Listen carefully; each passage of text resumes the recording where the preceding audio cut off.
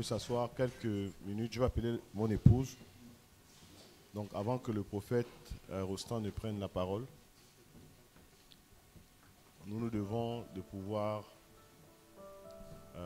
remercier Dieu, remercier aussi l'Église par rapport aux obsèques de Papa Kumba Jean-Baptiste, qui est mon père biologique, mais aussi bien évidemment le beau-père de mon épouse. Donc elle commencera à prendre la parole si elle a quelque chose à dire dans ce sens. Et ensuite je vais terminer avant de pouvoir introduire le prophète Rostand. Bonjour à tous. Ça fait du bien d'être à la maison. Nous tenons à commencer ce culte par des remerciements parce que nous vous avons vu à nos côtés. Nous avons vu des fils et nous avons réalisé que beaucoup d'entre vous comprennent c'est quoi la notion de la famille spirituelle. Dieu nous a demandé de bâtir une famille.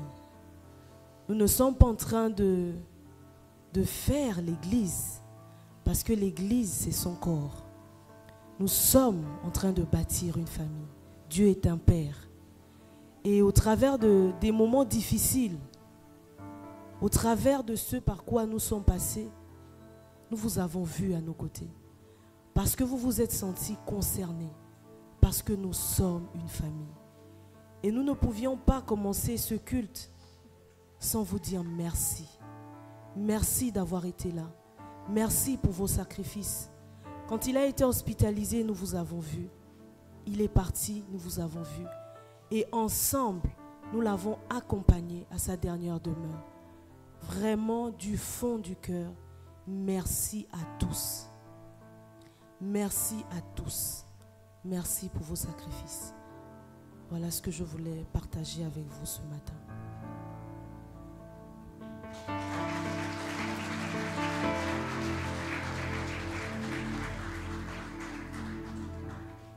Donc je vais juste embrayer sur ce qu'elle a déjà eu à dire. Donc nous tenons à dire merci à l'Église, à la famille, au ministère, au mouvement Centre Apostolique pour la Réforme et à nos églises, Gilgal, Centre des Nations. Je crois que le Bénin doit être connecté, ainsi que les autres territoires. Nous tenons à dire merci déjà au Seigneur Jésus-Christ qui conduit ce mouvement. C'est un mouvement conduit par des hommes. Les hommes ne sont pas parfaits. Les hommes aussi ont leur niveau d'imperfection. Matthieu chapitre 5, verset 48, c'est Jésus lui-même qui parle sur la montagne des béatitudes et il dit ceci: soyez parfaits comme votre Père qui est dans les cieux est parfait. Le fait d'être parfait ou soyez ici parle d'une action continue. Ça signifie qu'on n'est pas parfait. Dieu désire que nous devenions parfaits. Et nous rendons vraiment grâce à Dieu qui nous accompagne depuis 4 ans déjà. La semaine prochaine, certainement, il y aura un aspect très important, très prophétique, dans le sens où nous voulons décrypter aussi qu'est-ce que Dieu nous a dit, qu'est-ce que Dieu veut nous dire et qu'est-ce que Dieu continue à nous dire, qu'est-ce qui entoure tous les événements que nous avons vécus ces deux derniers mois. Nous ne sommes pas une église religieuse. Pour nous, la mort nous enseigne. Et cette mort nous enseigne d'autant plus que nous étions en réflexion, on partageait cela avec ma femme. Je pense que nous avons mis aussi le prophète Rostand que je vais présenter à nouveau pour certaines personnes. Il n'est pas présenté ici parce que c'est un leader ici au sein de ce mouvement, présenté par rapport à d'autres qui ne connaissent pas. Pendant que nous étions en train de mener quelques réflexions par rapport à cette mort, je pense que ma femme m'a envoyé un message. Et c'est d'ailleurs elle qui m'a fait constater que papa était décédé le jour de la naissance ou le jour d'anniversaire du Centre Apostolique pour la Réforme. Le CAR est né le 7 novembre 2020. Et c'est le 7 novembre 2024 que papa meurt. Et c'est très significatif pour nous. Il meurt alors que j'entre moi dans mes 40 ans. C'est très significatif pour nous. Le fils qui était à l'hôpital au moment de sa mort, c'est son 4e fils. Alors que nous avons 4 ans d'existence. C'est très significatif pour nous. Et ça, nous devons décrypter qu'est-ce que Dieu veut vraiment nous dire. Qu'est-ce que Dieu a voulu nous dire et qu'est-ce que Dieu est en train de nous dire. On ne va pas rentrer dans cela aujourd'hui, mais je crois que le prophète peut-être touchera quelques aspects selon la vue prophétique que Dieu donne à son serviteur. Donc nous sommes là, je crois que j'ai reçu un retour des anciens qui ont mené aussi une réflexion là-dessus. Je n'ai pas encore eu le temps de parcourir votre document, mais nous allons avoir le temps de le parcourir et de pouvoir décrypter et donner une vue au peuple de la phase dans laquelle Dieu nous fait rentrer en tant qu'un mouvement et en tant qu'une famille. Pour revenir sur les remerciements, donc nous remercions le Seigneur Jésus, nous remercions l'Église globale.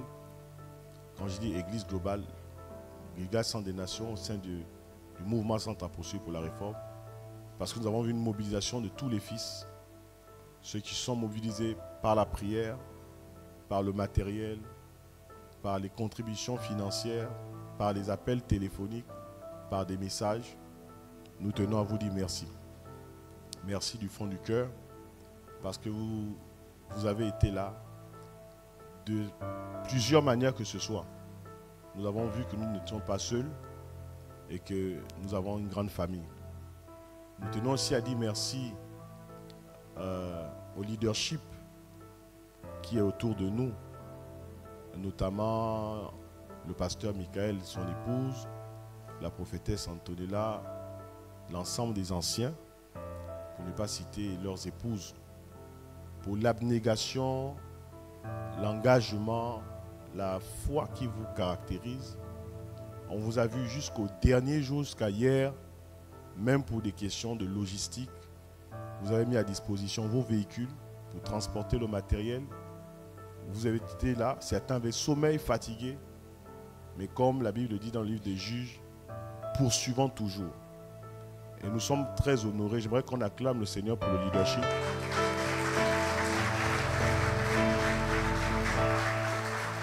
Merci au frère Marius, qui est prophète au sein de ce mouvement, avec son épouse, l'ancienne Biba, et toute l'équipe, Inès et les autres, de croire en cette vision de tout ce que vous êtes en train de faire pour l'avancement du royaume de Dieu dans le territoire de Cotonou.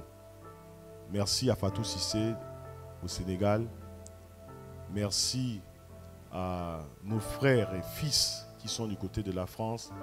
Nous pensons à Michel, nous pensons à Lucette, nous pensons à Thomas, nous pensons à Mazari, nous pensons à toutes ces personnes qui sont dans ce territoire, qui prient, qui jeûnent, qui contribuent de plusieurs manières que ce soit à l'avancement de cette belle œuvre.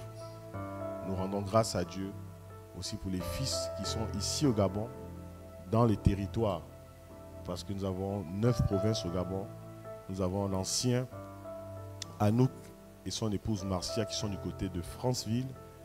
Nous avons Michel qui est un fils ici, qui passe régulièrement du temps à OIM, qui n'est pas là en présentiel.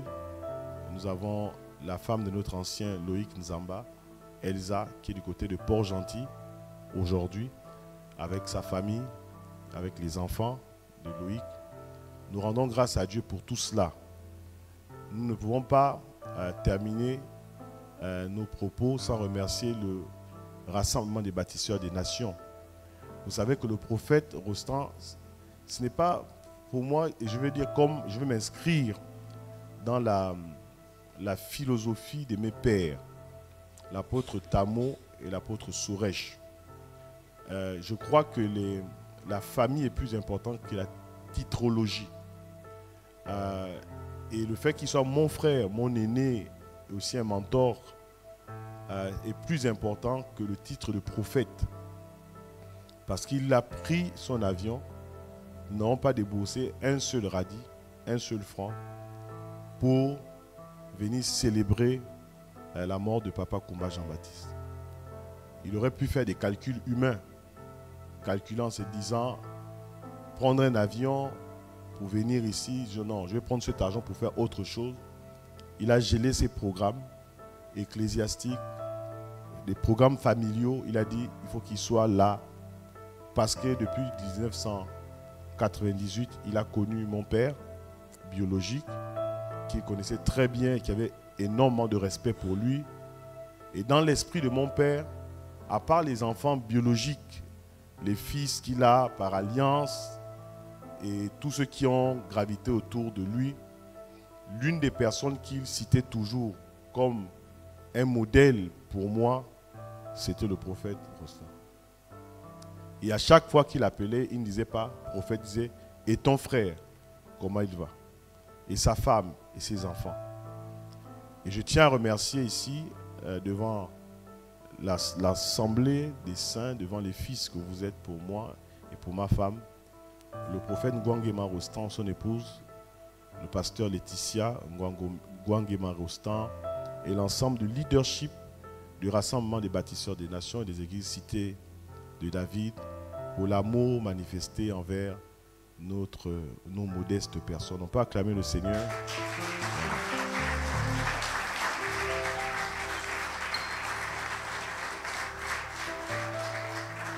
Et nous ne serons terminés sans rendre un vibrant hommage et respect aux pères, à nos pères. Parce qu'on termine toujours par les pères, notamment l'apôtre Tamo, qui est le patriarche. Nous disons merci à l'apôtre Tamo, à son épouse, à l'ensemble du leadership Gate Ministry partout dans les territoires. Déjà à ce sujet, l'apôtre Tamo m'a écrit pour m'adresser personnellement les condoléances à moi et à ma femme pour la perte de papa. Et nous remercions également notre père, mon père, le père de la sœur Praxel, votre mère qui est ici, qui est en même temps le père du prophète Rostan, l'apôtre Tamo et l'apôtre Soresh Nguna. Nous rendons grâce à Dieu qui est le leader de Newman Global Family. L'apôtre Soresh suit de très près, a suivi de très près, disons, toute la phase de l'hospitalisation de papa jusqu'à sa mort, la phase des obsèques, l'enterrement. Et je tiens également publiquement à remercier et terminer par là mon père spirituel, l'apôtre Soresh Nguna, pour l'amour, l'affection, la considération, la prière et son regard avisé en tant que père sur cette situation qui a frappé de plein fouet non seulement la famille spirituelle que nous sommes, mais aussi la famille naturelle. Je remercie également la famille naturelle. Peut-être qu'il y a certains membres qui sont ici pour dire que nous avons tenu à le faire déjà hier dans le cadre restreint de la famille. Nous avons eu à remercier les familles maternelles, paternelles et les différentes familles également des sœurs que j'ai, parce que j'ai des sœurs de même père aussi et des sœurs de même mère. Nous avons tenu à remercier l'ensemble de ces familles. Et s'il y a des membres de famille qui sont ici, peut-être des cousins, des cousines, des oncles, des tantes, nous tenons également à remercier la famille naturelle. Que Dieu vous bénisse pour tout cela. Donc, dans quelques secondes, le prophète Rostan va prendre la parole. Le prophète Ngwangema Rostan, donc, il est le leader principal, le père du mouvement Rassemblement des bâtisseurs des nations. Il n'est plus à présenter dans cette famille. Je le présente à titre exceptionnel pour ceux qui ne connaissent pas. Il est marié, d'accord, à la sœur Laetitia Ngwangema Rostan. Il est père de plusieurs enfants. Lui-même, il va préciser cela tout à l'heure. Alors, quand il dit plusieurs enfants, il y a les enfants naturels et les enfants spirituels. Voilà. Donc, nous sommes très, très heureux de l'accueillir ici, dans sa maison. Il n'est pas ici étranger, rappelez-vous. Si nous ne sommes pas là, à part le leadership que j'ai cité, lui, il peut gérer l'église sans problème. Voilà, donc lui, c'est nous et nous, c'est lui. Sur ce, avec l'honneur qui est dû au serviteur de Dieu, nous allons nous tenir debout. Et nous allons recevoir le prophète Ngwangema Rostan. Tes acclamations me dérangent. Acclame plus fort. pousse des cris de joie.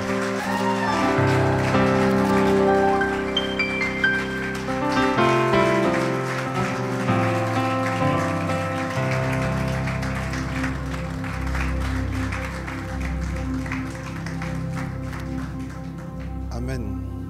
Merci de prendre place. Ok, c'est un plaisir pour moi d'être là aussi. C'est un plaisir. C'est vraiment très touchant. En tout cas, merci Stéphane. Merci Stéphane. Merci Paxed. C'est un moment important, effectivement, qu'on a passé.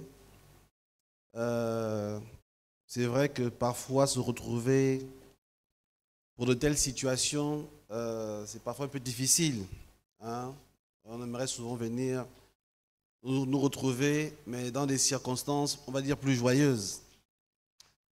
Mais Dieu parle de plusieurs manières et nous devons nous soumettre à la manière dont le Seigneur nous conduit. Amen. Donc, Dieu est souverain en toutes choses et les événements qui ont entouré ce week-end en font partie. Nous nous soumettons à la volonté de Dieu, même si nous ne comprenons pas toujours. On a pu faire nos efforts de plusieurs manières pour permettre que les choses se passent bien, mais les choses en ont été différentes. Mais Dieu est souverain en toutes choses. Moi aussi, je vais quand même dire deux, trois choses. C'est vrai que j'aimerais vous communiquer certaines choses ici importantes, mais je n'aimerais pas entrer directement dans le message comme ça aussi. C'est vrai que la plupart ici, nous sommes très fatigués. Quelqu'un me dit ce matin que j'ai une dette de sommeil. Non, je comprends, c'était très intense. Même pour moi-même, c'était très intense. Et pour vous, en tout cas pour vous, je pense que c'est depuis plusieurs semaines que c'est comme ça, depuis plusieurs semaines. Je pourrais même encore rajouter depuis plusieurs mois en réalité, que c'était très intense pour vous. Et je le comprends très bien. Et mais quand même, comme l'a dit Stéphane aussi tout à l'heure, votre père, je voulais aussi vraiment vous remercier. Remercier parce que personnellement, c'était très touchant de voir. Je ne connais pas tout le monde ici, mais savoir que des fils de la maison ont pris l'organisation en main, vraiment, c'était très très fort. C'était très fort et vraiment, je tenais vraiment à vraiment le souligner, à remercier chacun d'entre vous pour votre implication. C'est vraiment des choses très importantes. Je pense que j'avais les leaders au téléphone quand, on va dire, Papa Jean-Baptiste était hospitalisé. On avait fait une petite réunion rapide. Je me rappelle, j'étais chez la pharmacie ce jour-là, j'étais au boulot. On s'est rapidement appelé pour faire un peu le point, parler un petit peu rapidement de 2, 4, 6 avec Marius qui était au Bénin. On a parlé et vraiment, j'ai vraiment apprécié le cœur avec lequel vous avez pris la chose en main. On n'a pas eu un faux débat, discussion que oui, vrai, pourquoi ceci, pourquoi cela. Mais les choses, tout le monde a pris la chose dans la bonne direction. Vraiment depuis le début. Et c'est avec cet esprit que la chose a été faite jusqu'à la fin. Et ça, vraiment, j'apprécie. J'apprécie pour ce que vous avez fait. Et je voulais aussi vraiment féliciter Stéphane aussi. C'était pas facile. C'est l'une des raisons pour lesquelles je suis venu. C'est pas facile d'être, on va dire, soi-même affecté, touché par la perte de son père, être en même temps en train de gérer l'organisation comme tu l'as fait. Et ça, vraiment, je voulais vraiment le souligner, Stéphane. C'est extraordinaire. C'est pas toujours évident. Je pense que plusieurs peut-être ici sont peut-être passés par là. Je pense que c'est pas toujours facile d'être là, de gérer l'organisation, de parler un petit peu par-ci, par-là. Et en même temps aussi de réfléchir. Réfléchir un petit peu à soi-même, réfléchir un peu à la perte. Et en question de coup, dire, Seigneur, qu'est-ce que tu es en train de me faire là? Pourquoi tu as permis ceci? Se poser des questions de ce genre-là. Et ça, vraiment, je voulais aussi vraiment le souligner. Et je suis là, comme Stéphane a pu le dire, qu'on appelle ça, le samedi, quand tu as parlé. Le samedi que tu as parlé, parlant de sa connexion avec Dieu en 98. Bon, j'avoue que je ne me rappelle pas vraiment du mois. Je sais si c'est en décembre, c'est en janvier, c'est en juin. J'avoue que je ne me rappelle pas du tout. Et en le disant ici, Je pense que votre père ici est un modèle de relation. Et je pense que vous ne devez jamais oublier de la manière dont vous avez commencé avec Dieu. Et oublier comment le Seigneur est passé par des personnes pour pouvoir vous emmener là aujourd'hui. Je pense qu'en le disant comme il a pu le dire, en parlant de moi dans notre relation que nous avons, c'est aussi un modèle pour vous. Parce qu'il ne prêche pas les choses que lui-même ne fait pas. Est-ce que vous voyez ça ici? Quand il vous parle de famille, quand il parle de certaines choses, il parle de ce que lui-même il est en train de faire. Donc, peut-être que quelqu'un dans la salle ici peut se dire, mais pourquoi il parle beaucoup de certaines notions? Pourquoi il insiste sur certaines choses? Il insiste, il en parle parce que ce sont des choses que lui-même pratique. Amen. Et ça, vraiment, j'aimerais vraiment le souligner. Dans la vie, nous faisons des rencontres et nous ne savons pas toujours où ces rencontres nous amèneront. Nous ne savons pas toujours, nous ne comprenons pas. Et j'aimerais croire aussi que nous qui sommes là ce matin, nous ne nous sommes pas rencontrés par accident. Voilà pourquoi ne soyez pas rapides à briser les relations. Ne soyez pas des personnes qui ne considèrent pas la notion des alliances. Voilà pourquoi se marier, en fait, on va dire, je me dis c'est facile. Mais divorcer demande un processus. Est-ce qu'on voit ceci? On pourrait se dire, on a décidé de se marier, on a aussi décidé de se séparer. Donc on déchire le mariage et puis chacun fait sa route, n'est-ce pas? Mais, bon, je ne sais pas comment ça se passe, au Gabon c'est pareil aussi. On va devant le juge, on pose des questions, on fait beaucoup de choses. Parce qu'on va se demander vraiment, est-ce que c'est nécessaire de briser cette relation? Est-ce qu'on voit ceci? On ne doit pas être des personnes qui brisent, on va dire, des choses que Dieu scelle. Nous devons considérer les relations et la notion de la connexion. Et moi, je bénis vraiment Dieu, effectivement, pour cette relation. Et nous sommes allés au-delà d'une relation simplement d'église. On n'est pas des frères de l'église, bien que nous sommes des frères en Christ. Nous sommes des frères en Christ, donc il est en Christ, et nous sommes dans le contexte de Christ, nous sommes des frères. Mais nous sommes allés au-delà de cela. Nous ne sommes pas dans une relation de pupitre, où on s'invite régulièrement pour prêcher. Mais nous sommes dans une véritable relation. Dans une véritable relation. Et je soulignais effectivement ce matin, c'est ce matin que je me suis réveillé, je regardais un petit peu l'actualité, un peu, bon, bref, sur les réseaux sociaux. Et je regardais un peu certaines actualités un peu dans le monde. Et je me suis rendu compte qu'en fait, en réalité, aujourd'hui, je devais être en voyage.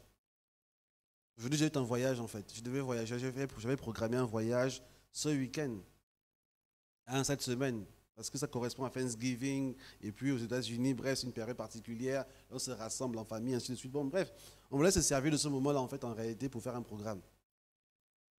Et finalement, bon, pour une réflexion ainsi faite, ici, on se dit, bon, et puis il y a beaucoup de paramètres qui ont amené finalement à déplacer. Et effectivement, on se dit, bon, faire certaines dépenses, cette période-là, c'est un peu difficile. Donc, on va les reporter plus tard. Mais je pense que Dieu, dans sa science, connaissait toutes choses. Moi, j'étais ignorant. Il y a des choses que je ne connais pas, je ne maîtrise pas. Mais Dieu connaît toutes choses. Et c'est ainsi que finalement, j'ai voyagé finalement cette période. Mais pas pour aller où je devais partir, où je pensais aller, mais pour venir ici. Pour venir ici. Et vraiment, c'était vraiment important qu'on soit là, qu'on célèbre ce moment-là ensemble, qu'on passe le cap ensemble et que j'essaie de donner, en tout cas de ma part, on va dire la pensée de Dieu, ce que je voyais en esprit par rapport à cela. En tout cas, Stéphane, du courage, bravo déjà pour l'organisation. C'était vraiment très bien fait, bien organisé, bien géré, il n'y a rien à redire. Du courage. Vous savez, pour un père, dans la maison ici, parfois c'est difficile peut-être d'exprimer certaines choses. Mais je vous demande à vous, l'Église, beaucoup de maturité. Beaucoup de maturité pour être à ses côtés, à leur côté avec Praxed, à leur côté pour soutenir. Il n'a pas besoin de venir pleurer devant vous dans l'estrade parce que les gens aiment fonctionner avec les émotions. Mais si nous sommes matures, nous devons comprendre nous-mêmes qu'est-ce que nous devons faire. Amen. C'est ça la maturité aussi. La maturité, ce n'est pas le parler en langue et la prophétie. La maturité, c'est aussi de savoir comprendre. Est-ce qu'on voit celle-ci? De comprendre que mon père a besoin de ceci. Voilà ce que moi je peux apporter. En pareille circonstance. Parfois, les actes valent mieux que les mots. Est-ce qu'on voit celle-ci? Vraiment, j'insiste là-dessus, vraiment ce matin. Hein? Stéphane et Praxède ont besoin de vous. Ne dites pas comme c'est le pasteur, donc lui, normalement, bon, il voit Jésus tous les matins, les anges apparaissent à midi. Qu'est-ce que moi je vais encore faire pour lui? Hein? C'est nous autres qui avons besoin de prière. Pasteur, prie pour moi, Père. Vraiment, papa. En ce moment, ça ne va pas à la maison. Hein? Parce que parfois, les gens ont l'impression que non, les leaders n'ont pas de problème. Il n'y a que vous qui avez des problèmes, les vrais problèmes. Mais lui, les problèmes, il ne connaît pas. Il n'a pas besoin de les exprimer. Et vraiment, je veux insister dessus. Il n'a pas besoin de les exprimer. Mais si tu es mature, tu dois être capable de connecter ton cœur avec le sien. Dieu n'a jamais demandé à David de bâtir un temple. Mais Dieu connaissait le cœur. David avait un cœur selon Dieu. Voilà pourquoi il a exprimé le besoin de Dieu sans que Dieu n'ouvre la bouche.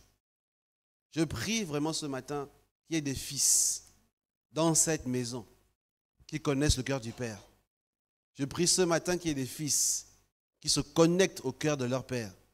Et que même quand le Père n'aura pas exprimé un seul mot, qu'il n'aura pas à dire « donnez-moi ceci, donnez-moi cela », je prie que dans cette maison, et pour vous qui me regardez dans les différentes contrées dans lesquelles vous vous trouvez, que vous soyez au Bénin, que vous soyez en France, que vous soyez dans d'autres territoires, ici, au Gabon, je prie que votre cœur se connecte au sien, que vous connectez au cœur de Stéphane et Praxède, que vous ressentiez à l'intérieur de vous les besoins véritables de leur cœur. Et que, sans qu'ils ne vous disent quoi que ce soit, que vous venez simplement dire « Papa, j'ai pensé à toi. Frère, cette bouteille d'eau. » Je dirais « Mais comment tu as su ?» Le prophétique, ce n'est pas que prophétiser sur les gens. Le prophétique, c'est avoir accès à la pensée de Dieu. Ayez accès à la pensée de votre Père qui est ici. Ayez accès à ses besoins. Ayez accès à son cœur et exprimez-le en retour. Vous savez, quelque part, c'est écrit, je pense dans Hébreu, que donnez la possibilité à vos pères, à vos leaders, à vos conducteurs, de vous conduire correctement. C'est comme ça, c'est dit comme ça, je paraphrase un peu. Vous connaissez le verset, n'est-ce pas? Donnez la possibilité à vos pères, à vos leaders, d'être contents de vous. Ne soyez pas un sujet de problème, de dire le frère tel, non, celui-là, non. Pour l'instant, je suis un peu fatigué, ne me parle pas de lui. Ne soyez pas de ceux-là dont on parle de cette manière-là, qui amènent toujours les maux de tête. Mais soyez de ceux-là qui amènent la joie. De ceux-là que quand on pense, il dit, vraiment, je bénis le Seigneur parce qu'il est là. Je bénis le Seigneur de sa présence. Je remercie le Seigneur parce que le Seigneur me l'a emmené à mes côtés. Amen. Je voulais vraiment insister par cette parole avant vraiment de commencer. Connectez-vous au cœur de votre Père. Amen. Ça, c'est une chose importante. Je prie pour chacun d'entre vous. Cette semaine, ou les semaines passées, tout ce que nous avons vu a pu montrer l'importance de la famille ici, n'est-ce pas? L'aspect familial de l'Église. L'Église est une famille. Et cette notion de famille est une notion nécessaire, est une notion importante que nous devons continuer à bâtir. Mais j'ai eu à cœur de parler aujourd'hui, pas de l'aspect familial de l'Église, mais montrer que l'Église ici a plusieurs visages. Amen. L'Église a plusieurs dimensions. Et nous devons être capables de pouvoir naviguer. Le problème de l'Église aujourd'hui, du système religieux dans lequel nous sommes aujourd'hui, c'est que parfois nous ne voyons l'Église que dans une seule facette. Ça, c'est un problème que nous avons. C'est un problème que nous avons. C'est important de comprendre. En fait, l'équilibre, c'est de voir l'Église dans toutes ses dimensions. C'est ça l'équilibre. Nous devons voir l'Église dans tous ses paramètres. Et je crois que ça va permettre à chacun d'entre nous de réaliser et d'accomplir réellement les intentions de Dieu. Quand nous assistons à des moments comme ceux que nous avons assistés cette semaine, nous assistons, nous manifestons l'aspect familial de l'Église. L'Église en tant qu'une famille. Mais ce matin, j'aimerais parler de l'Église en tant qu'un gouvernement. Le gouvernement de Dieu sur la terre. Voilà ce que l'Église est aussi. Un gouvernement. Pour commencer, j'aimerais lire avec vous Ésaïe chapitre 58, verset 12. Je pense que c'est un verset avec lequel vous êtes certainement familier ici. Ésaïe 58, verset 12. Je commence par ce verset qui est une parole prophétique pour vous. Hein? Parce qu'il y a des versets normalement dans la Bible qui nous parlent différemment. J'écoutais une fois un homme de Dieu, je pense que c'est Idaoussa qui disait cela, disait, et les versets quand il les lit, ça n'a pas le même sens pour vous et pour lui. Est-ce qu'on voit ça ici? Il y a des versets de la Bible, quand quelqu'un lit quelque part dans une église de Libreville ici, il y a un verset biblique. Vous lisez un truc. Mais quand vous le lisez, c'est une parole prophétique. Quand ce verset, vous le lisez, vous le comprenez différemment. Parce que le Seigneur s'est révélé à vous sur la base de ce texte-là. C'est un verset qui a un sens. Et j'aimerais vraiment commencer cet enseignement par ce texte. Parce que je crois que ce texte ici a une portée particulière. Mais j'aimerais que vous le voyiez sous différents angles, dans différents aspects. Vous savez, la parole de Dieu, Dieu parle à plusieurs niveaux. Dieu vit dans plusieurs dimensions de temps. En fait, c'est difficile de décrire Dieu. Et plus j'avoue que j'avance dans ma vie avec Dieu, plus j'avoue que je comprends de moins en moins Dieu. Et vraiment, je trouve très fort ceux qui mettent Dieu dans une cage. Je dis que vraiment, vous êtes très fort. Ceux qui disent Dieu, c'est seulement ça. Hein? Non, ce verset veut seulement dire ceci. Et ça n'a pas d'autre sens. Je dis, ces personnes, vous êtes trop forts. Et aujourd'hui, je vais vous lire certains versets, peut-être que je vais les expliquer différemment. Peut-être que vous savez, certains versets, vous n'avez pas forcément vu cet angle-là, mais recevez la parole de Dieu avec douceur. Ésaïe dit ceci, « Les tiens rebâtiront sur d'anciennes ruines. » Hein? J'aimerais dire ça différemment. Le CAR rebâtira sur d'anciennes ruines. Le CAR relèvera des fondements antiques. On vous appellera réparateur des brèches. Ceux qui restaurent les chemins et qui rendent le pays habitable. Vous savez, ce verset, quand j'étais au Gabon ici, beaucoup le citaient. Beaucoup le citaient souvent dans beaucoup de sens. Mais ce verset a un sens à différentes échelles, sur différents niveaux. Il est clair que ici, ce texte parle certainement à un certain niveau d'une restauration spirituelle, de restaurer les valeurs du royaume de Dieu. Mais ce texte aussi parle d'un aspect gouvernemental, d'un aspect d'autorité. Il parle aussi, ce verset est une interpellation prophétique où Dieu s'adresse à un peuple, à un groupe de personnes. Peut-être que ce matin, vous êtes là, vous vous êtes dit que bon, je viens à l'église, parce qu'ici, bon, il y a de nouveau ici, je pense qu'ici, vous n'allez pas à l'église, hein, normalement. Hein? Vous ne venez pas, vous dites non, je vais écouter un bon prêche, un culte prophétique, on va dire des bonnes choses, un prophesize. Hein? Je ne crois pas qu'il y a quelqu'un ici comme ça. Parce que je ne suis pas de ce genre-là en fait. Parfois, on se trompe sur les gens. On se trompe sur les titres. Quand on dit prophète, on dit voilà, c'est pas. Je vais souvent dans certaines nations, il y en a qui me confondent en fait.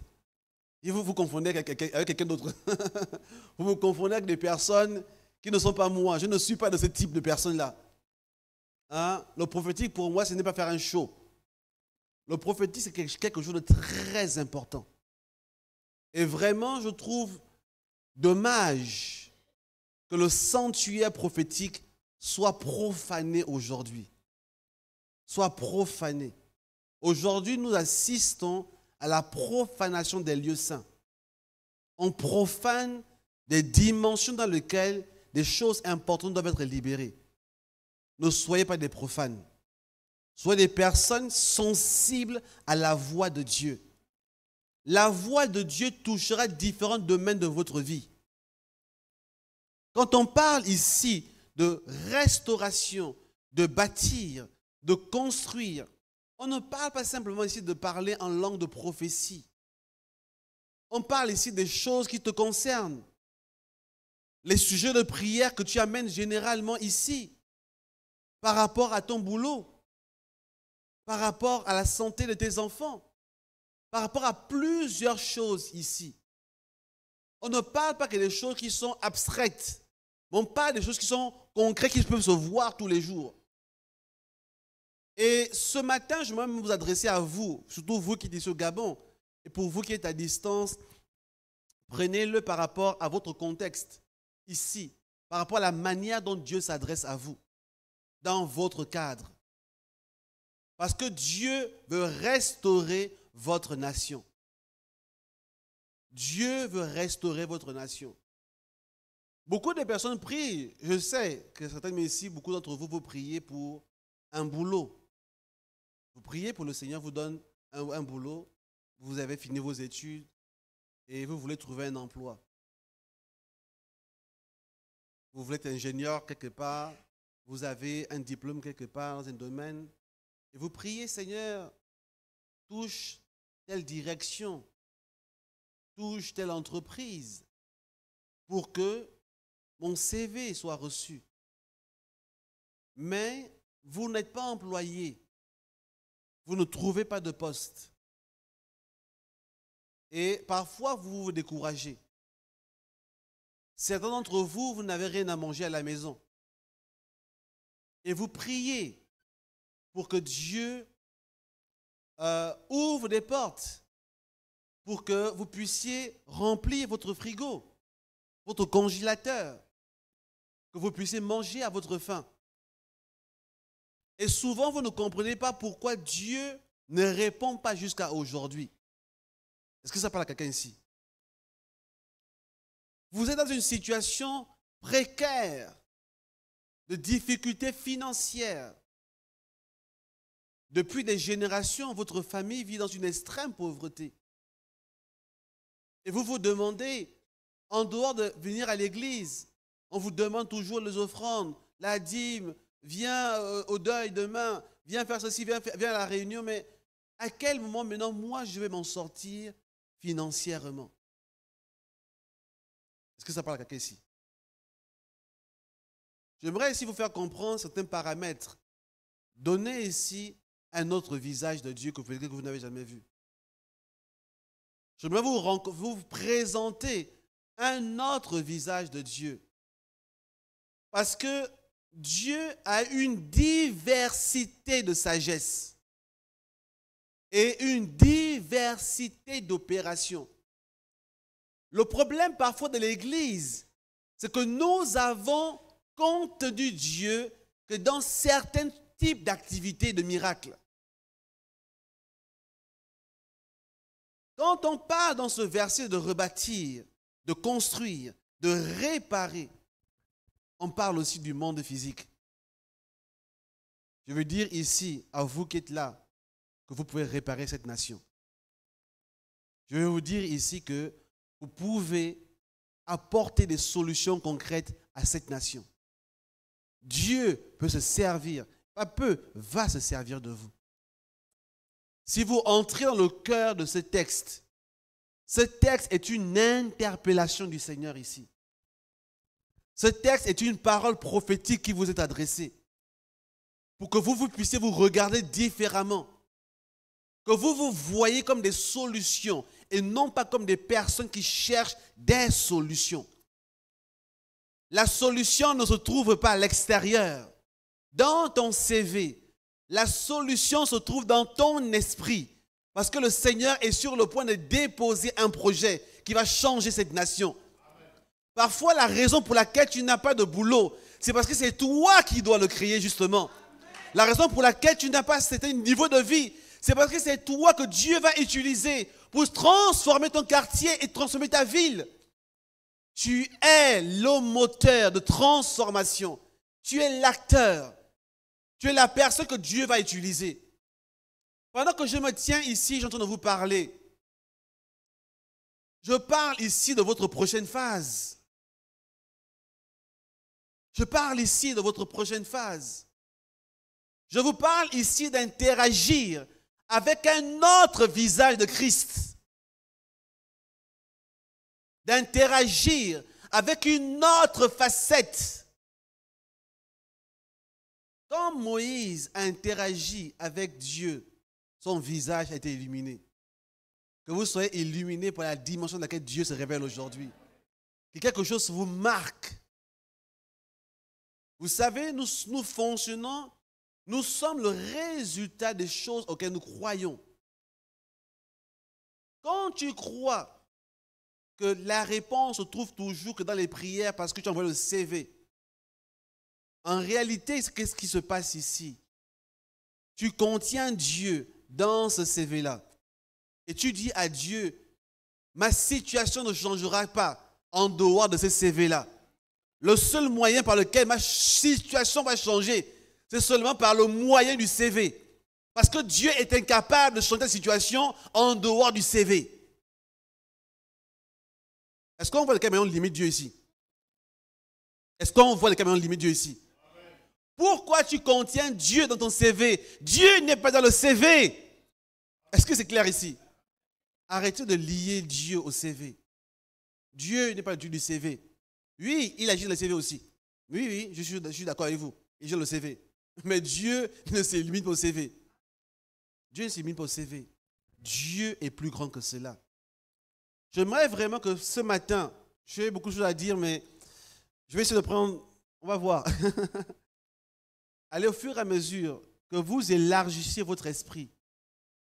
Que vous élargissiez votre esprit. Et que vous compreniez de quelle manière Dieu agit.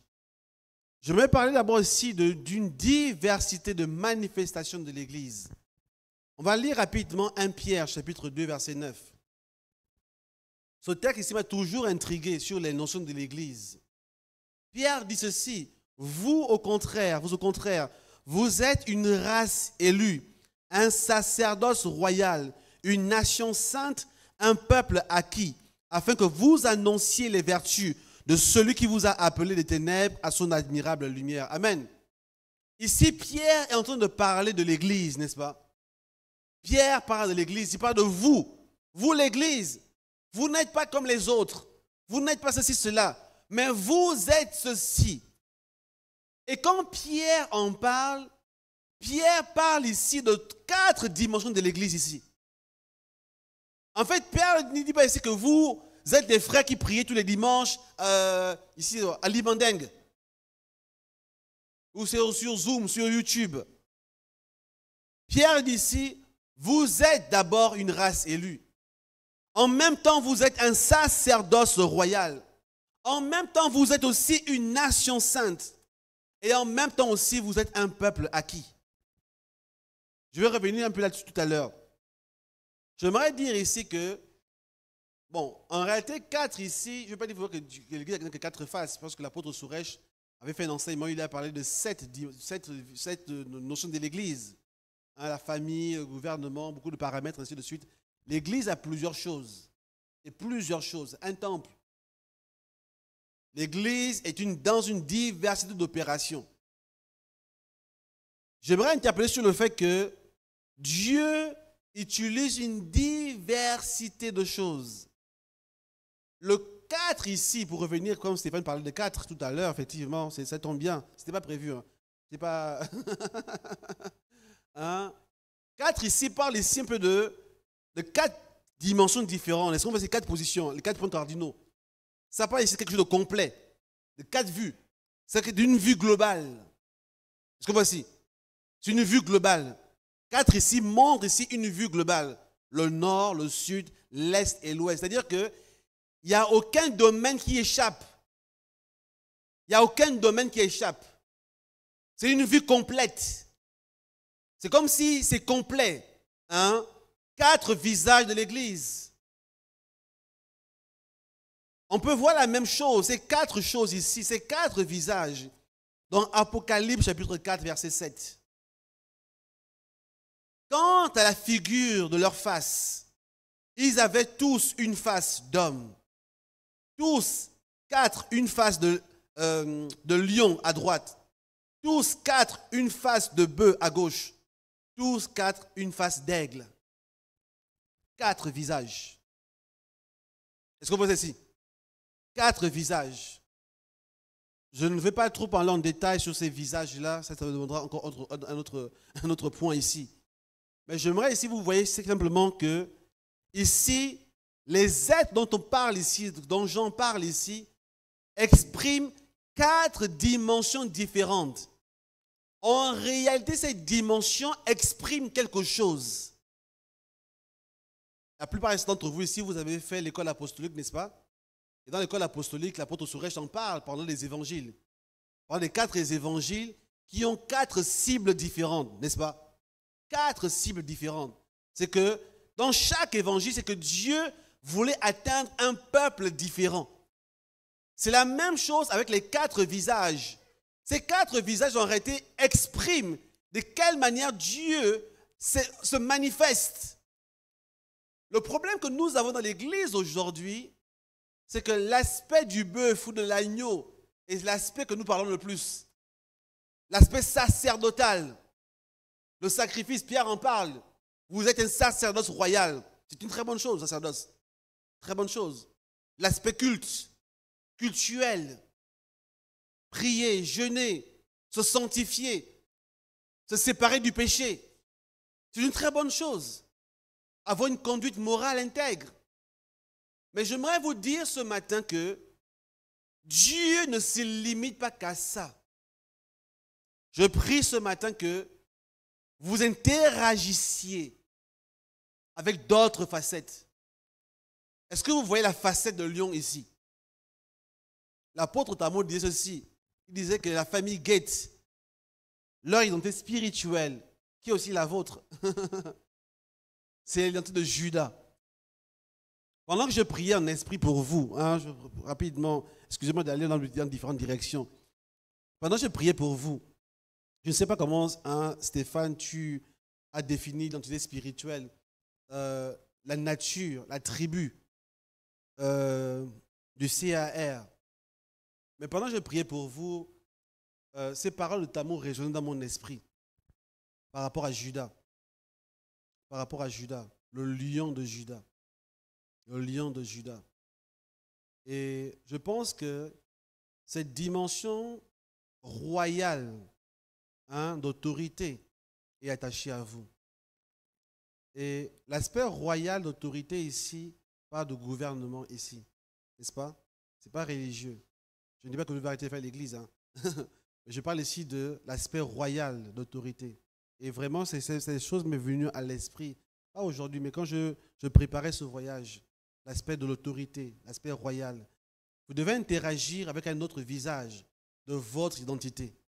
Vous devez interagir avec un autre visage. Et ce visage-là, je veux vous le présenter en quelques points ce matin. L'aspect gouvernemental. Vous êtes un mouvement qui doit apporter le gouvernement de Dieu dans les systèmes dans lesquels le Seigneur vous établit. Le Seigneur vous a appelé, pas simplement pour lire la Bible, pour prêcher, mais le Seigneur vous appelle pour exprimer un gouvernement. Le gouvernement qui commence dans ces lieux que vous enseignez est un gouvernement qui doit se bâtir, un gouvernement qui doit s'exprimer au travers des structures de la terre. Un gouvernement qui doit s'établir, qui doit se manifester. C'est un gouvernement que vous devez exprimer. Et Dieu est en train de le faire avec vous aujourd'hui. Je vais rapidement revenir sur ce que Pierre dit ici, parlant de 4 dimensions de l'Église. Il dit, vous êtes une race. La race ici parle de la semence. Est-ce qu'on voit ici? La semence d'une identité, quelque chose d'intègre, d'interne. La race, la semence que vous avez reçue. Vous êtes identifié par la semence. Le mot semence, race ici, c'est le mot grec génos, n'est-ce pas aussi? Génos, d'où vient le mot gène.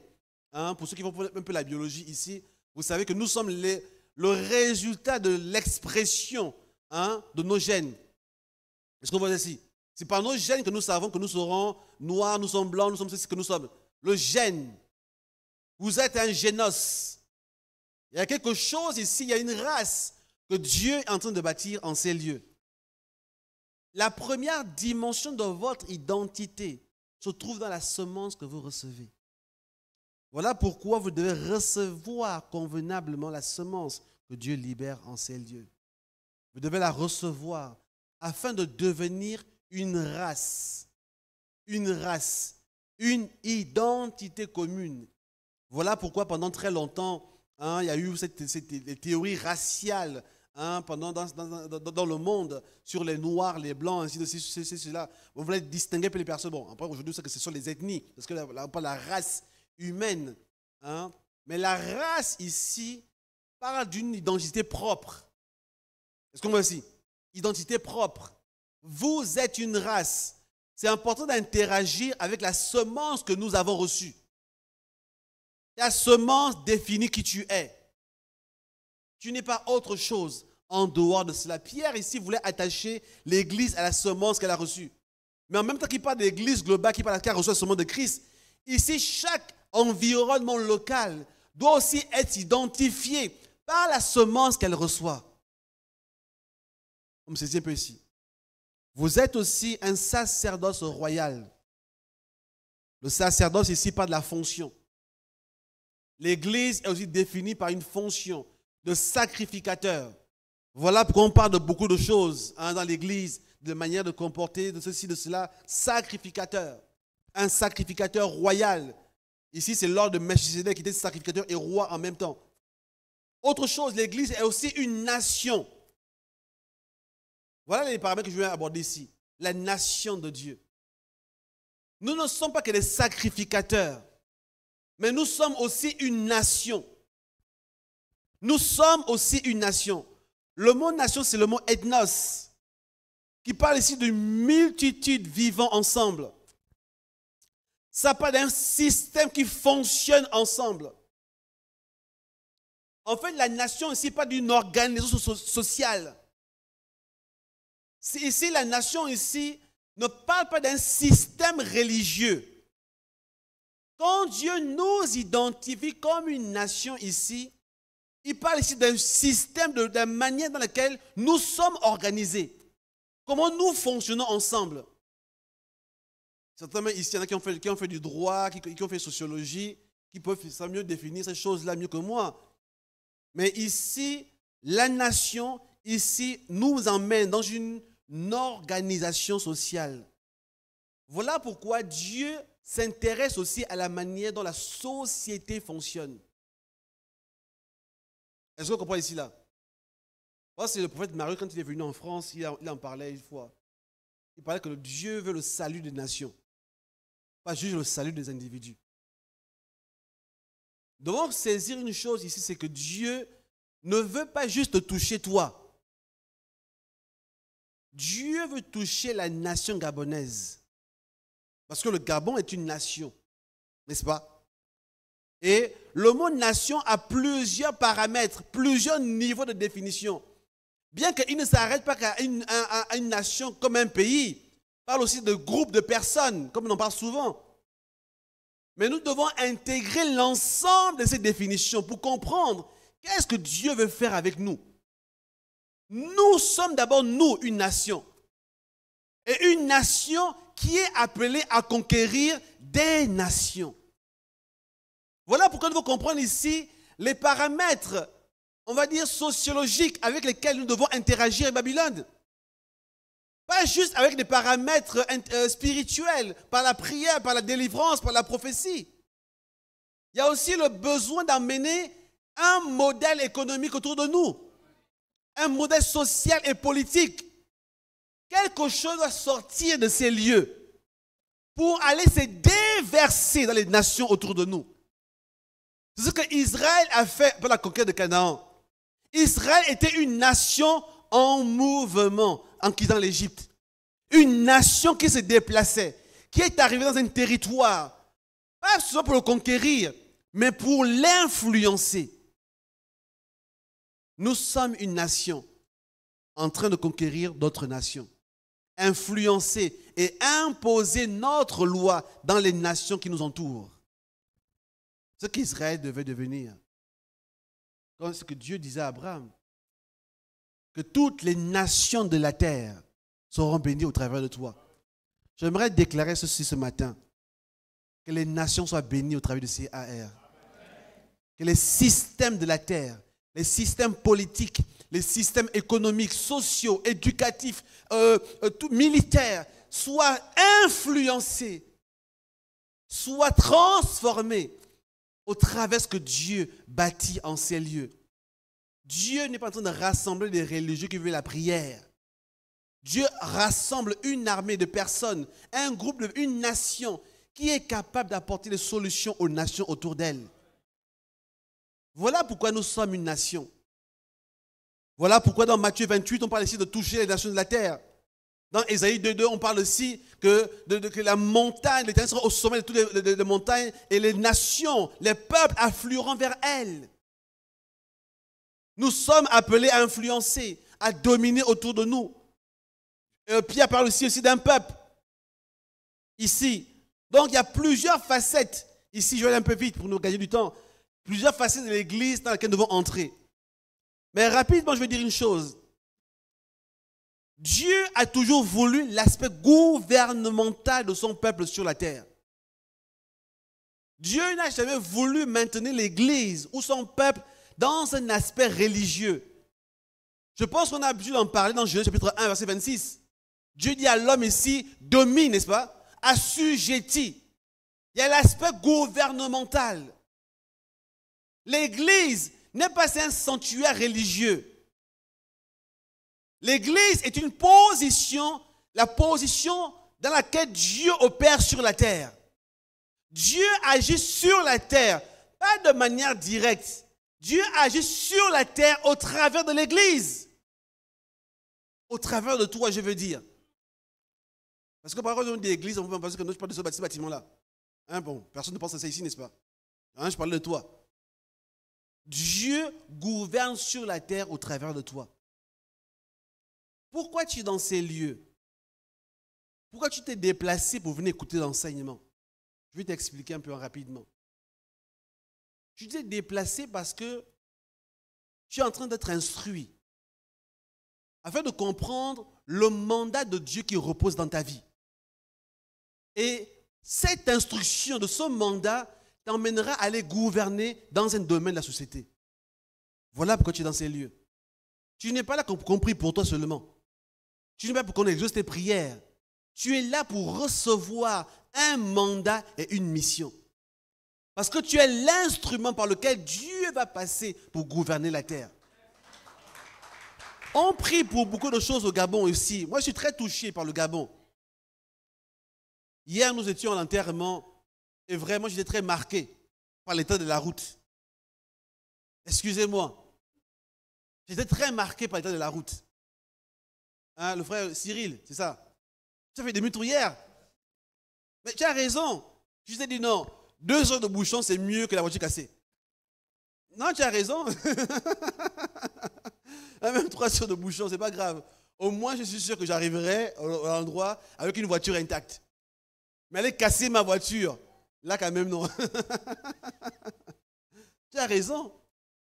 Mais jusqu'à quand allons-nous nous complaire dans des situations? À un moment donné, on doit se révolter. On doit dire non. Vous savez, l'Église est là pour confronter les systèmes.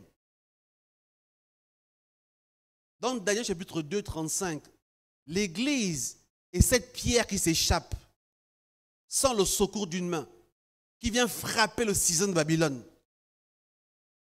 L'Église est un système indépendant qui vient briser les systèmes sataniques qui opèrent sur la terre. S'il y a des systèmes sataniques qui opèrent dans la nation dans laquelle tu te trouves, tu es la solution de Dieu pour briser ce système-là. On ne peut pas laisser prospérer un système démoniaque. Dans Ézéchiel 28, on en parle ici. On va lire rapidement Ézéchiel 28, c'est un texte que beaucoup ne connaissent pas, Ézéchiel 28, on va lire rapidement. Ézéchiel 28. Comme je dis, les textes bibliques ont plusieurs sens, ont plusieurs niveaux de lecture.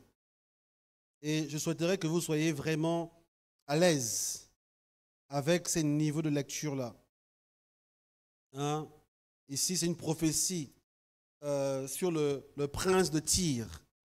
Hein? Le prince de Tyr ici, quel que soit tout ce qui peut signifier, que vous pouvez peut-être connaître ici, mais le prince de Tyr ici est un système satanique établi dans un territoire qui a prospéré pendant longtemps, qui avait l'impression qu'il sera toujours intouchable, qu'il prospérera ainsi. Et Dieu juge tous les systèmes de la terre. Quand Dieu juge, Dieu n'envoie pas les anges pour venir juger. J'aimerais délivrer certains ici d'un esprit religieux. Il y a des prières que nous ne devons pas faire. Parce que ces prières doivent être remplacées par des actions que nous devons poser. J'en parlais à quelqu'un hier. Hein, je vais gratigner s'il me suit sur les réseaux sociaux. Quelqu'un a fait une déclaration un jour dans un grand prophète connu ici dans le monde. Et quand il était étudiant, apparemment, il ne révisait pas. Parce que les anges lui livraient les réponses à chaque fois. Bon, personnellement, comme je dis, moi je crois à tout. Hein? Moi je crois à tout. Hein? J'ai vu beaucoup de choses. Je crois à tout, les anges, toutes ces choses-là. Je crois au monde spirituel. Je crois que Dieu est capable de faire toutes ces choses-là. Amen. Mais je crois aussi que ce frère ne connaît pas plusieurs visages de Dieu. Il ne connaît pas plusieurs visages de Dieu. Parce que Dieu ne s'accommode pas avec la paresse. Est-ce qu'on voit ça ici? Dieu n'agit pas que dans la prière. Dieu agit dans le travail. Parce qu'en fait, il y a une mauvaise compréhension de Dieu qui fait que, en fait, on pense que Dieu, c'est Korabashinda, Rabaha, Alléluia. Hein, le fait de l'examen. Et qu'après, j'arrive à l'examen, Seigneur, hier soir, j'ai prié toute la nuit. Maintenant, révèle-toi, Seigneur. Il se révélera par un bon zéro. Il se révélera avec un zéro et un échec à ton examen. Et si tu dis quitte l'église, ce n'est pas grave. Parce que l'église n'a pas besoin de paresseux comme toi. Est-ce que moi c'est ici? Parce que non, je comprends, je suis déçu. J'ai raté le bac, je quitte l'église. Quitte. Non, vas-y, pars. Parce qu'à un moment donné, non, c'est aussi de se libérer de mauvaises personnes. Bon, si c'est ton cas ici, réponds-toi simplement. Revise tes cours. Revise tes cours. Le problème, c'est que beaucoup de personnes n'ont pas interagi avec un niveau, avec un autre visage de Dieu. Dieu n'est pas que dans la prière, dans le jeûne. Il y est dedans aussi. Il est dans les sacrifices, dans nos dîmes et nos offrandes. Mais Dieu est un Dieu d'ordre. Quand vous voyez l'univers, les scientifiques sont en train d'étudier l'univers tous les jours, essayer de comprendre. Mais il y a des lois physiques partout. La distance entre la Terre et le Soleil, c'est millimétré. C'est que la Terre serait proche de 1 cm, on serait tous brûlés. Elle serait loin de 1 cm, on serait dans le froid. C'est que c'était calculé. Je suis très passionné par tout ce qui est dans le cosmos, ainsi de suite, par la course du soleil, ainsi de suite, par beaucoup de choses. Hein? Bon, je ne vais pas trop en parler aujourd'hui. Hein? Je vais faire peur à certains ici, là. Mais quand vous voyez la manière dont le monde fonctionne, dont les planètes fonctionnent, vous voyez que Dieu n'a pas fait ces choses par la prière. Est-ce que vous voyez ceci? Dieu n'a pas construit le monde par la prière. Dieu a construit les choses avec une intelligence supérieure, millimétrée. L'être le plus intelligent, c'est d'abord Dieu lui-même. Le plus grand scientifique, c'est Dieu lui-même. Quand le monde est organisé d'une manière que, en fait, même nous-mêmes, l'être humain, vous savez qu'aujourd'hui, les gens qui sont dans la robotique essaient de construire des robots qui ressemblent à l'homme. Mais c'est que l'homme est la machine la plus complexe qui soit. Nous sommes une machine, en réalité. Notre corps est une machine, mais une machine complexe. C'est une machine complexe. C'est que Dieu a pensé à des détails qui sont... En fait, en réalité, si tu veux inventer une bonne machine, utilise le corps humain. Parce que le modèle est là déjà. Le modèle est là de tout ce qu'il faut. Même l'intelligence artificielle, on a pris ça où? On prend ici l'image du cerveau humain. Mais l'intelligence avec laquelle Dieu fonctionne l'a déposée en nous, l'être humain. Voilà pourquoi on dit que l'évolution existe, mais depuis que le chimpanzé est dans la forêt, jamais il a eu l'idée de faire cuire la nourriture. Vous savez ça? Il mange toujours cru, sans le sel. Mais nous, pourquoi on a pensé à mettre le sel? Pourquoi on a pensé à cuire la nourriture? À cause de l'intelligence. Nous ne sommes pas ce que les gens disent. Et l'intelligence de Dieu se trouve en nous. La capacité de changer notre environnement. Quand nous venons à Christ, nous ne sommes pas déconnectés des projets de Dieu. Dieu ne se limite pas à gagner des âmes. Dieu veut changer la terre pour qu'elle se rende habitable. Quand la terre est ruinée, Dieu crée l'homme pour restaurer la terre. C'est ça Genèse chapitre 1 ici. La terre était informe et vide. Et Dieu a créé l'homme. La même manière ici dans Ésaïe ici. Vous rendrez le pays habitable. À chaque fois qu'il y a le chaos, il y a un projet de restauration de Dieu. Tu ne peux pas vivre dans un pays qui est détruit et penser que Dieu est d'accord avec ça. Tu ne peux pas vivre dans un pays où il n'y a pas d'eau.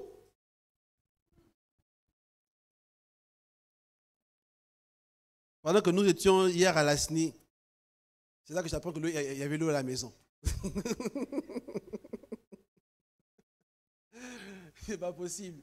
Il fallait qu'on fasse la veillée pour qu'ils mettent l'eau là-bas. Quand on va revenir, il n'y aura plus l'eau. Est-ce qu'on voit ceci? J'aimerais simplement réveiller votre esprit ici. J'aimerais réveiller votre esprit. Que vous compreniez ici où se trouve la justice de Dieu. Ici, Dieu utilise l'Église pour restaurer. On disait lire Ésaïe 28. Ésaïe 28, je n'ai pas lu. Je vais lire rapidement Ésaïe 28, verset 7.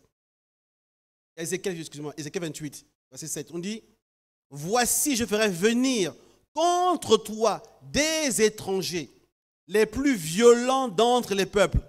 Ils tireront l'épée contre ton éclatante sagesse. Et ils souilleront ta beauté. Ils te précipiteront dans la fosse. Et tu mourras comme ceux qui tombent percés de coups au milieu des mers. » Amen. Ici, ce peuple-là, c'est toi. Tu tireras l'épée contre le mal. Dans Joël chapitre 2, le même peuple est identifié ici. Parfois, on pense que non, c'est le diable qui fait ce peuple. Non, ce n'est pas le diable, c'est l'Église. Et Joël chapitre 2, verset 3, on dit, devant lui, si on parle du peuple ici, d'un peuple violent, un peuple puissant, devant lui un feu dévorant, et derrière lui une flamme brûlante.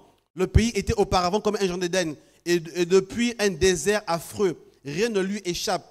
Verset 11, on dit ceci, l'Éternel fait entendre sa voix devant son armée, car son camp est immense, et l'exécuteur de sa parole est puissant. Car le jour de l'Éternel est grand et terrible, et il est grand et terrible. Qui pourra le soutenir? Dieu utilise son peuple pour amener la restauration. pour détruire les systèmes démoniaques. Quand il y a un système démoniaque qui opère quelque part, Dieu utilise son peuple. L'église n'est pas là que pour amener la joie et danser. Je ne suis pas contre les danses. Hein. Bon, même si moi je ne sais pas danser personnellement, j'apprécie ceux qui dansent bien. Mais l'église n'est pas là-dedans. Est-ce qu'on me voit ici? Vous savez, Canaan était occupé par des peuples avant qu'Israël n'arrive, pendant qu'ils étaient en esclavage en Égypte. Des peuples qui vivaient certainement dans la joie, la bonne humeur, mais n'accomplissant pas la volonté de Dieu. Certains textes disent qu'ils étaient occupés par des peuples, des populations assez étranges, que Dieu voulait éradiquer sur la surface de la terre. D'où des sacrifices humains, certaines choses qui se passaient là-bas.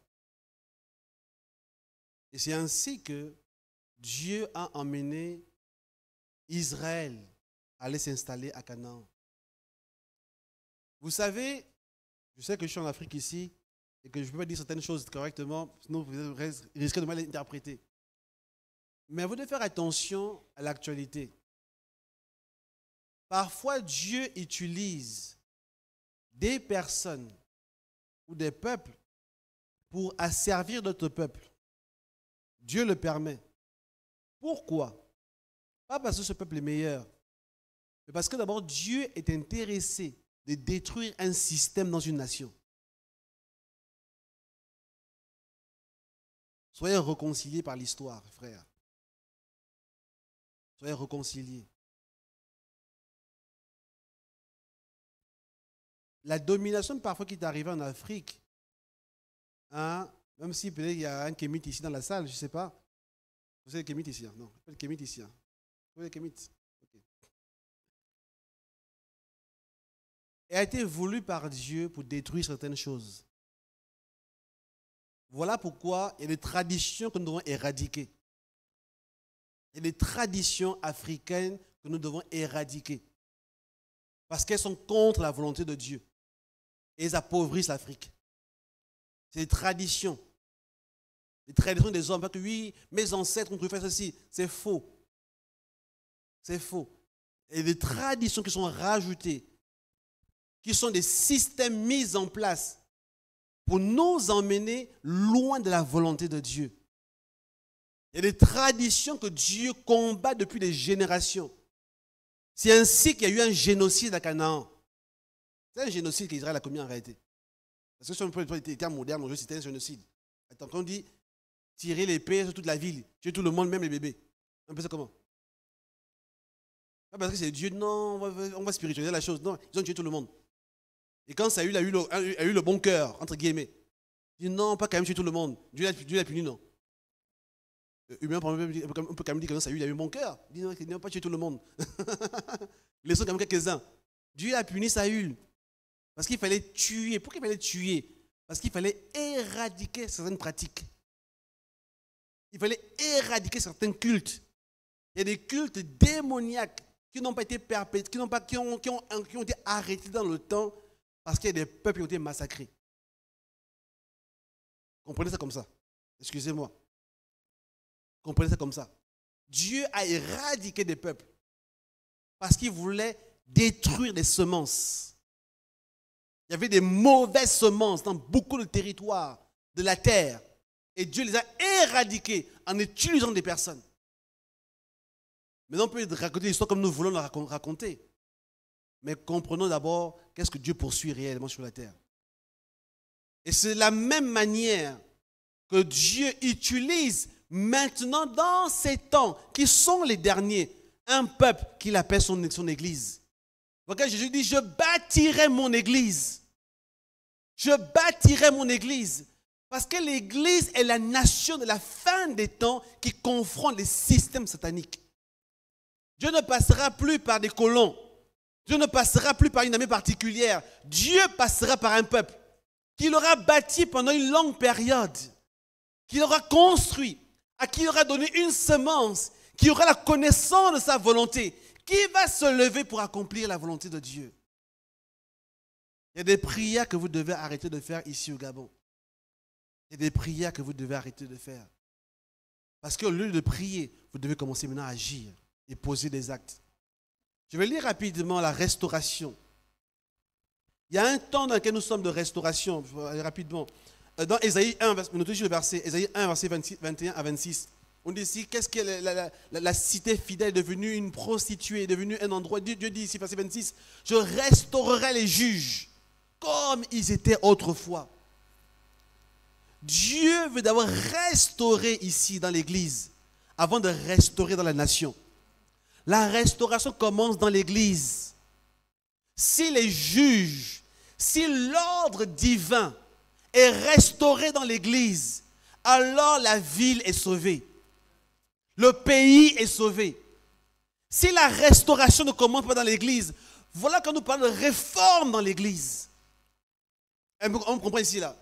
On parle de réforme dans l'église parce qu'il faut que certaines choses soient restaurées, rétablies dans l'église. Parce que c'est par l'église que le changement vient de la nation. Le changement dans une nation commence toujours par le monde spirituel. Qu'on ne vous trompe pas. Ça ne commence pas à l'université, il commence dans le monde de l'esprit. Voilà pourquoi il y a une restauration spirituelle qui doit prendre place. De la restauration spirituelle, nous arrivons maintenant à une restauration de la nation. On peut le lire rapidement dans Esdras. Esdras chapitre 1, versets 1 à 5. La nation d'Israël était détruite, envahie par des peuples, complètement brisés. Mais avant que quoi que ce soit ne se passe, la première chose qui a été faite, c'est que Cyrus, une parole prophétique a été libérée par Jérémie des années avant. Il susciterait un homme qu'on appelle Cyrus. Quand Cyrus est levé, Cyrus a lancé cet écrit en disant « Dieu m'a ordonné de rétablir quoi? Le temple. » Avant de restaurer la nation, il faut restaurer d'abord le temple. Voilà pourquoi vous êtes là aujourd'hui ici. Il faut restaurer le temple de Dieu. Il faut restaurer l'ordre divin dans l'église. Mais une fois que les choses seront restaurées dans ta vie, le but, ce n'est pas l'onction du visa, l'onction du mariage. Le but, c'est l'onction de réparer la route ici devant chez vous. Là. Le but, c'est que la SCG puisse nous donner de l'eau tous les jours. Que ce ne soit plus l'objet d'un miracle. Seigneur, je prie ce matin que l'eau sorte de la pompe. Ce n'est pas une prière à faire. Il faut restaurer le système ici au Gabon pour que les choses sortent normalement. Pas une prière à faire. Que l'électricité revienne, Seigneur. Non, non, non, non, non. Que le système électrique fonctionne correctement. Que les hommes soient à la bonne place. Nous devons restaurer la nation. Pour cela, ça commence par des hommes qui voient différemment les choses. On va lire ensemble Néhémie chapitre 2. Ma prière aujourd'hui, pendant que je suis en train de parler, c'est que Dieu suscite en ces lieux des hommes différents. Des hommes qui ont un cœur différent. Certains d'entre vous, vous êtes à des postes importants.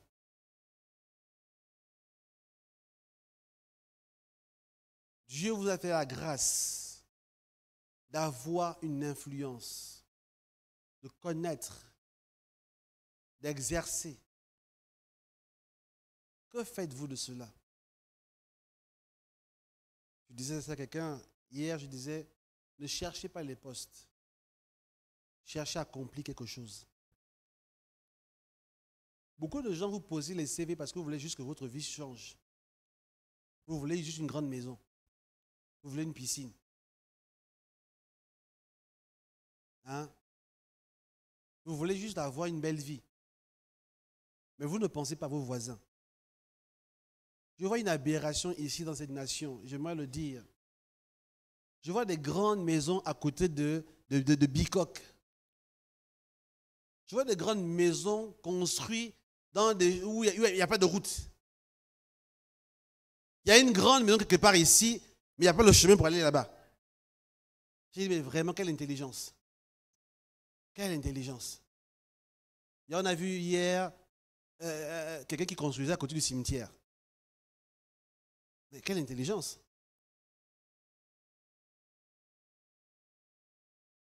À un moment, je pense que Il disait ce matin, il me disait non. On va lire rapidement Néhémie chapitre 2. Que des hommes différents se lèvent dans cette nation. Verset 2 dit ceci.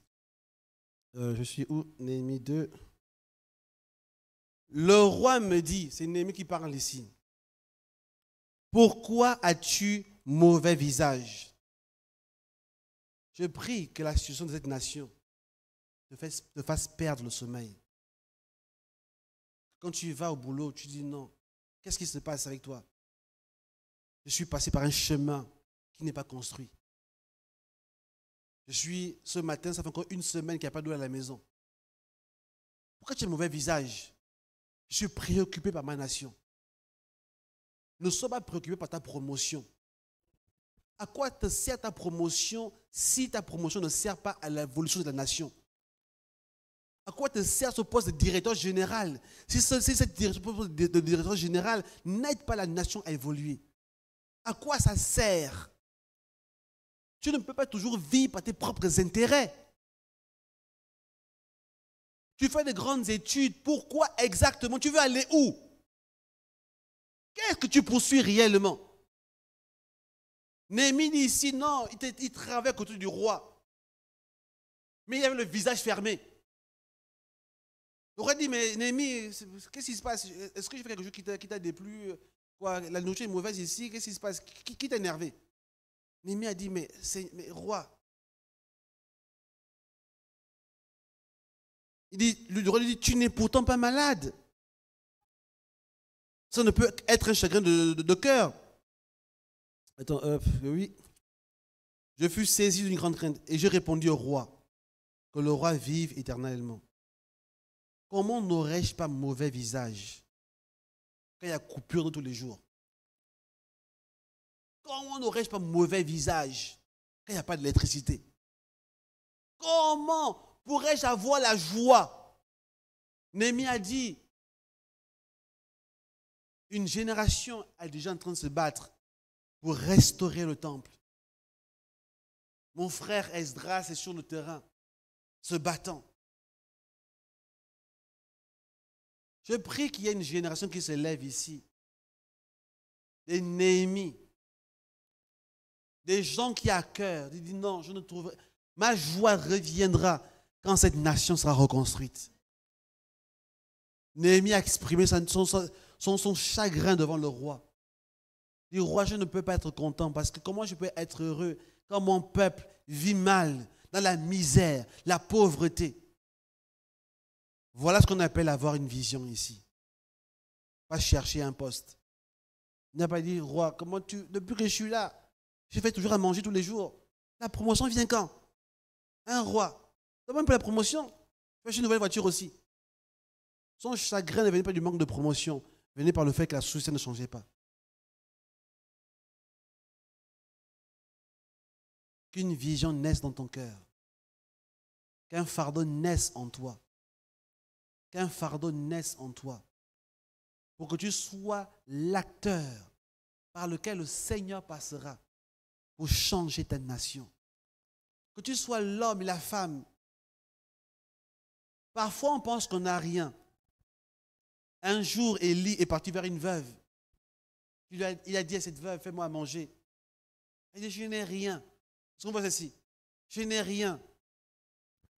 C'est ce que la plupart de nous on se dit ici. Qui suis-je? Moi, je n'ai rien. Je ne suis pas quelqu'un dans cette nation. Je n'ai rien. Dieu ne te demande pas d'avoir beaucoup. Dieu te demande de présenter ce que toi tu as. Et lui, il fera le reste. Voilà la place de la prière ici. Voilà la place du spirituel ici. Donnez à Dieu ce que toi tu as. Et laissez Dieu maintenant multiplier. Laissez maintenant Dieu agir de manière surnaturelle. C'est ainsi que le jeune homme est venu pendant que Jésus était en train de prêcher, que les gens avaient faim. Jésus a posé la question, mais il n'y a rien à manger ici. On dit non, il y a un jeune homme ici. Il a du pain et du poisson. Il n'y avait pas suffisamment de pain et de 5 poissons. Mais il a dit non, Jésus a pris cela, il a multiplié, n'est-ce pas? Présente ce que tu as. tu n'es pas sans ressources. Tu n'es pas sans ressources. Qu'une vision naisse de toi. Qu'une vision naisse de toi afin de devenir un acteur de changement et de transformation dans la nation. Je vais aller rapidement mon dernier point. Apocalypse chapitre 12. Montrer ici la raison pour laquelle l'Église existe. Ici, dans Apocalypse chapitre 12, il y a une vision prophétique ici. Comme je disais, ne soyez pas dans vos interprétations habituelles. Permettez-moi d'aller au-delà de ce que vous voyez habituellement. Permettez-moi de donner un sens différent à ces textes qui correspondent toujours à la volonté de Dieu, bien sûr, à l'explication de ces textes ici. Apocalypse 12 ici nous parle d'une vision que Jean a eue pendant qu'il était dans son moment-là d'Apocalypse. Il a vu un dragon. Il a vu un dragon qui était en train de combattre une femme. Et vous connaissez le texte ici, je conseille verset 4 seulement, on dit « La queue du dragon entraînait le tiers des étoiles du ciel et les jetait sur la terre. » Pour la parenthèse, on dit souvent que oui, le diable a mené un tiers des anges. Personnellement, je ne pense pas que c'est ce que ça veut vraiment dire. Bref, le dragon se tint devant la femme qui allait enfanter afin de dévorer son enfant lorsqu'elle aurait enfanté. En fait, l'une des images de cette vision, c'est le combat de l'Église avec les systèmes de la terre. Est-ce qu'on voit ici? L'une des images ici, la femme, c'est l'Église qui se tient là, qui est enceinte, qui a reçu une semence et qui trouve des difficultés à pouvoir enfanter la semence qu'elle a reçue. Il y a des paroles prophétiques qui ont été libérées en ces lieux. Maintenant, il y a un combat. La semence est en train de grandir. Et vous êtes là comme enceinte des choses reçues de la part de Dieu. Comme le dit un verset, les bébés sont près de naître, mais il n'y a pas la force de pousser. Est-ce qu'on voit ici? Ici, la semence était là. Mais la semence était sur le point d'être dévorée. Voilà, nous devons prier. Voilà, nous devons prier, nous tenir devant Dieu, de manière à ce que les paroles prophétiques que nous avons reçues, le type de personnes qui doivent sortir de cet environnement ne soient pas dévorées par le dragon. Parce que j'aimerais dire ici, l'enfant qui est enfanté, c'est toi ici. Tu n'es pas enfanté de n'importe quelle manière, tu es enfanté avec des promesses de Dieu dans ta vie. On dit que l'enfant est sorti pour gouverner, pour dominer et pour être élevé sur le trône de Dieu. C'est ce que toi tu dois faire aujourd'hui. Tu es enfanté dans cette génération pour être élevé, pour dominer et pour être élevé sur le trône de Dieu. La semence que tu as reçue n'est pas n'importe quelle semence. Cette semence que tu as reçue est une semence qui doit faire de toi le Fils de Dieu, la personne, le libérateur. Ce n'est pas dehors que la libération viendra. Ésaïe 9 nous dit ceci, un fils nous est né, la domination reposera sur ses épaules. Ce n'est pas juste Jésus, mais le Messie c'est toi. Tu es un Messie dans un domaine, un aspect de la société.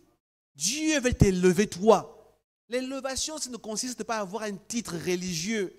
L'élévation consiste à avoir la capacité, la puissance de diriger les nations avec un sceptre à la main. Voilà ce que Dieu veut faire de votre nation aujourd'hui, de votre mouvement. Ce mouvement doit enfanter. Nous ne sommes pas en train d'enfanter les religieux ici. Quand Dieu nous fait naître dans un contexte particulier, dans une génération particulière, Dieu nous fait naître pour devenir la réponse. Dieu est un Dieu stratège. Dieu poursuit un objectif. Je vais aller rapidement pour la finir, parce que j'aimerais prier aussi. Notez juste ces versets, Apocalypse 12, versets 4 à 5, je n'ai pas tout le temps de le lire, et Ésaïe 9, versets 5 à 6. Notez juste ces versets-là. Mais comprenez simplement aussi que le résultat de l'Église le résultat du CAR, le résultat de Gilgal, centre des nations, n'est pas de donner naissance à n'importe qui. Vous ne pouvez pas donner naissance à n'importe qui. Vous devez enfanter, Stéphane et Praxède, des hommes et des femmes sur qui la domination reposera, qui auront le mandat d'apporter des solutions concrètes dans la société. Quand tu es fils dans cette maison, tu dois savoir à quelle identité tu dois te rattacher. Tu es décrit ici dans Apocalypse. Tu es décrit ici dans Ésaïe chapitre 9. Alors reçois le fardeau qui vient du Seigneur. Arrête de vivre pour toi-même. Arrête de vivre en cherchant simplement tes propres solutions, tes propres besoins. Mais que, comme Néhémie, que ton visage se change. Comme Néhémie, qu'un fardeau naisse en toi, dit non, je ne peux pas trouver la paix. Comment je peux être heureux quand je vois la destruction de ma nation? Comment je peux être en joie quand les choses se passent de cette manière? Je suis en train de parler ici de l'Église qui restaure la cité. L'Église qui restaure la cité. Du mouvement que Dieu utilise. Dieu n'utilise pas les anges. Dieu utilise les humains. Dieu utilise les personnes qu'il a préparées. C'est ce qu'il a fait avec Abraham. Et ce qu'il fait avec vous. On va se lever, on va prier. Dans ces temps dans lesquels nous sommes aujourd'hui, Dieu veut restaurer quelque chose ici. Dans ces temps dans lesquels nous sommes aujourd'hui, Dieu parle.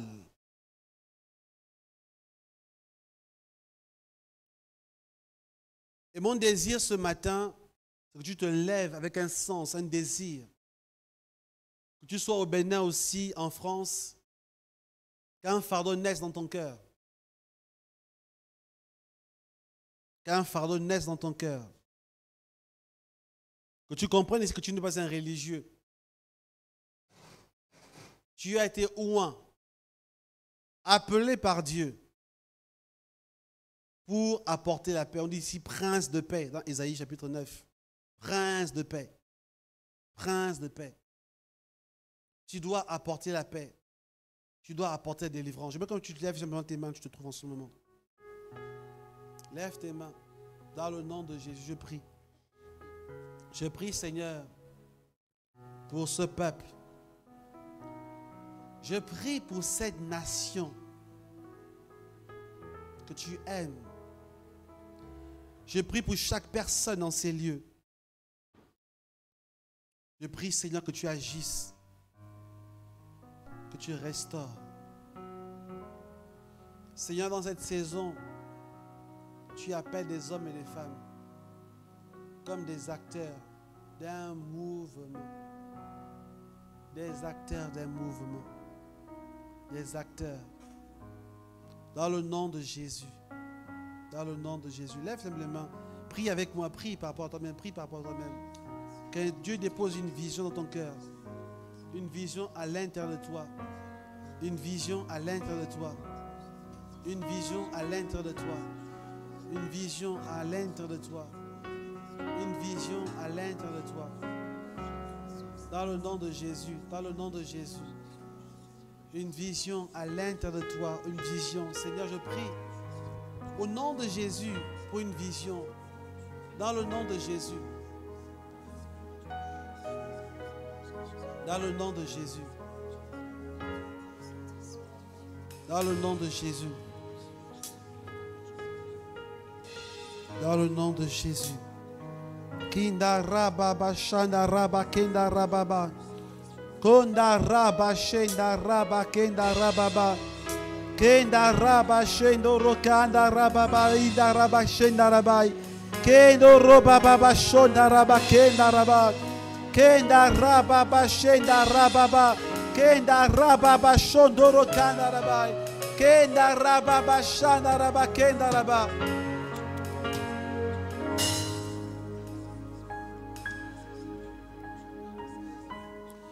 J'aimerais prier pour quelques personnes.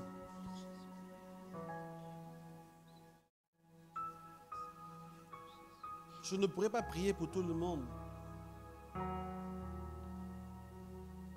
Le temps est très court. Mais comme vous savez toujours, on le dit souvent, nous prions par représentation. Parce que certes,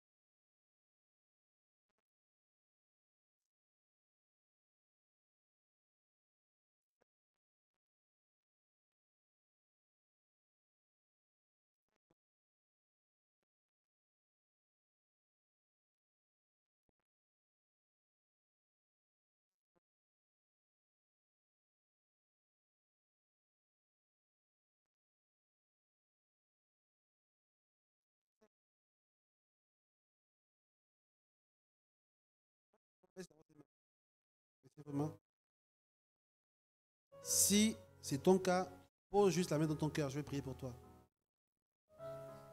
Pose la main dans ton cœur. Pose la main dans ton cœur. Je vais prier pour toi. Dans le nom de Jésus. Dans le nom de Jésus. Dans le nom de Jésus. Dans le nom de Jésus. Père, je prie dans le nom de Jésus. Je prie dans le nom de Jésus.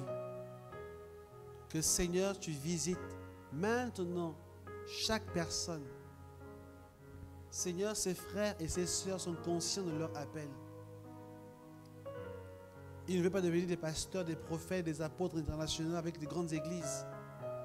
Mais Seigneur, ils savent dans leur cœur qu'un mandat a été déposé en eux. Et que Seigneur, tu veux les utiliser, Seigneur, pour amener une transformation dans la nation. Je prie que tu utilises, que tu libères ta puissance dans le nom de Jésus. Seigneur, je libère ici une onction fraîche dans leur vie. Que Seigneur, que des anges qui ont accompagné les libérateurs, qui ont accompagné Moïse, qui ont accompagné Néhémie, qui ont été libérés sur Daniel, Seigneur Père, que les onctions de ces patriarches maintenant s'attachent à leur onction à cet instant, dans le nom de Jésus. Qu'une onction fraîche, qu'il y ait un renouvellement dans leur esprit.